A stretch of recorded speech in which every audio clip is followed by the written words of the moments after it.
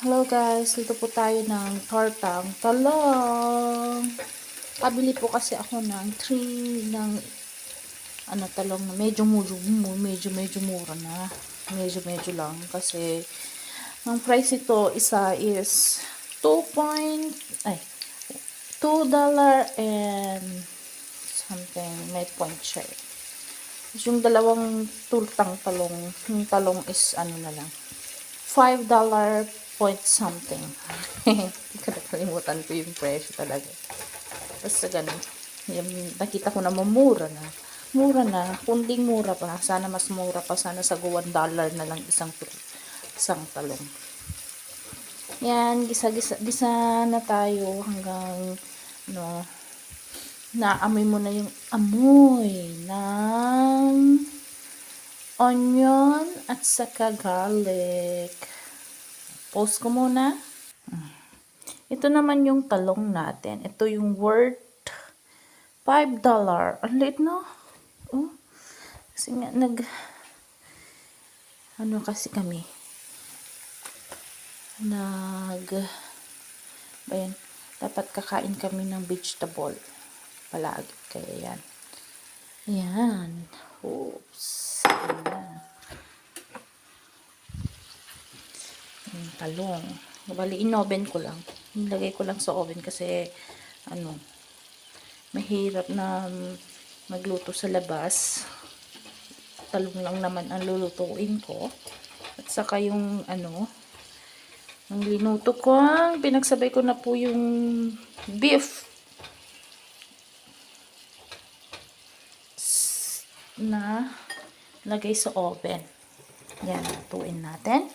Tapos, lagyan na natin ng ingredients. Ayan pa. Nang ilalagay ko, post muna natin kasi mahirap maghawak-hawak. Post ko lang konti. Ito na po yung lalagay ko. Bagoong. Yan.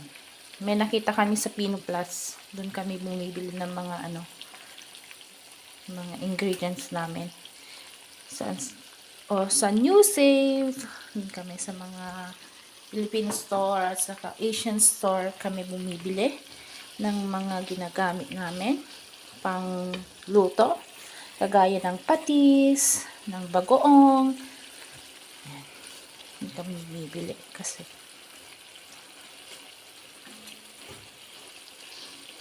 tapos, on na natin ang ating mahiwagang. Ayan. Para hindi po mag-amoy sa loob. Lutuin lang natin. Kasi, naamoy ko na ang halimuyak ng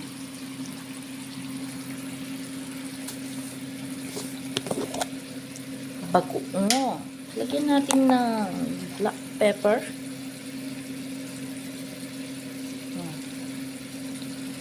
Para umanghang-anghang.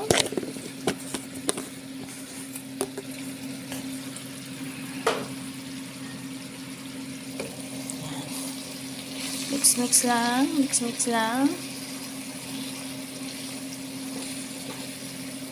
Tutuin natin ng mabuti kasi parang para maging masarap pa. Sa Pilipinas, sa Ilocos, nagsasawa kami sa talong. Pero ngayon dito kami sa New Zealand, ay naku, ang mahal ng talong.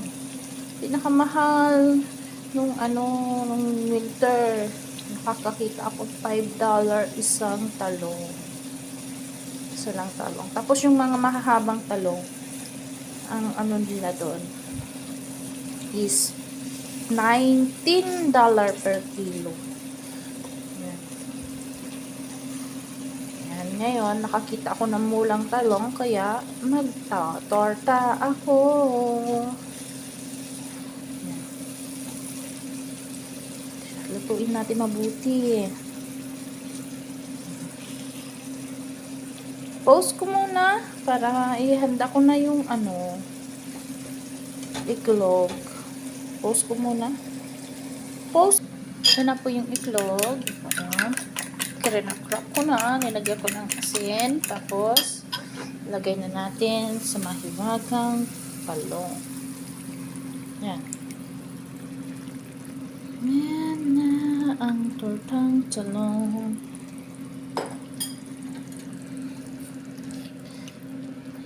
Oh, ang daming itlog pala, ante. Lagyan ko ng maraming itlog pala yung nalagay ko. So, yung ilalakas na natin yung apoy para maluto na yung itlog.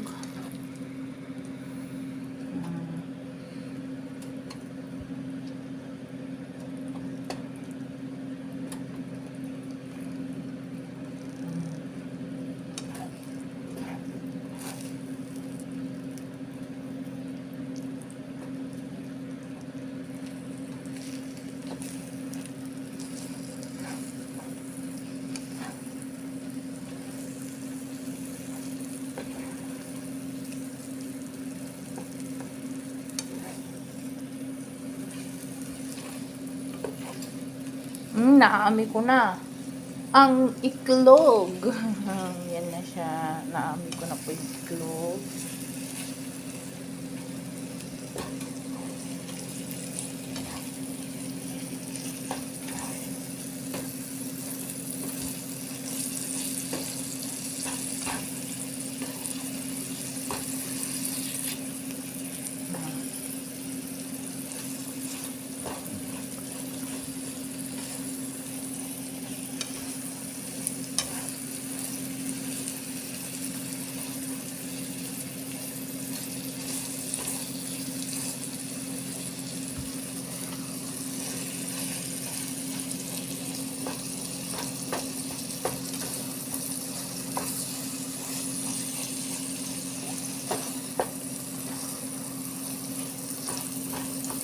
Nasobrahan ko sa itlog, guys. Kaya parang ang dami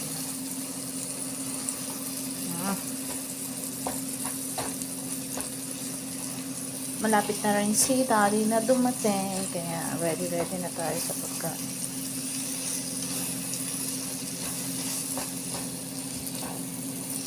Post ko na naman! Ito na po ang ating talong. Tortang talong.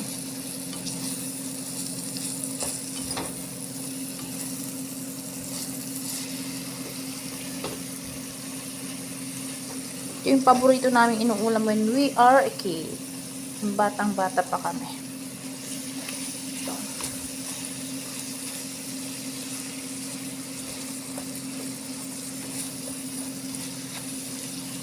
Charan! Ito na po.